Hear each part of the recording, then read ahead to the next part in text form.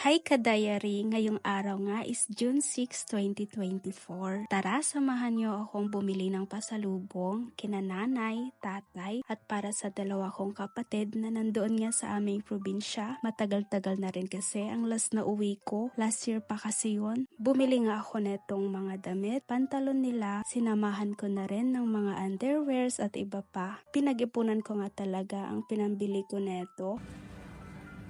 Bababa ako kasi andun pa yung iba pang nabili ko. Baba ko na lang bayaran. Kunin ko na lang din yung hanger mo, okay lang? Apa.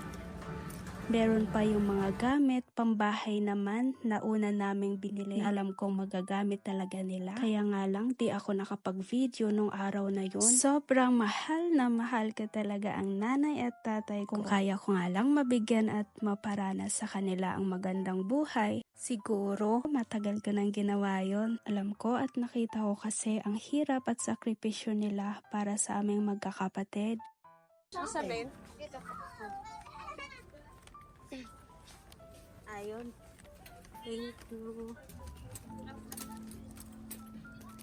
Thank you so much. Kaya naman, hanggat may pagkakataon, katawag ko man sila o nakakasama ko sila, sinasabi ko talaga na mahal ko sila. Maparamdaman lang natin sa mga magulang natin ang ating pagmamahal, diba? Mga ka-diary, habang humihinga, may pag-asa. Di pa tapos ang Diyos sa mga buhay natin. Huwag tayong mawawala ng pag-asa kung anuman ang mithiin natin sa buhay. Maraming salamat sa panonood mga ka-diary. Sa next video ulit. Bye!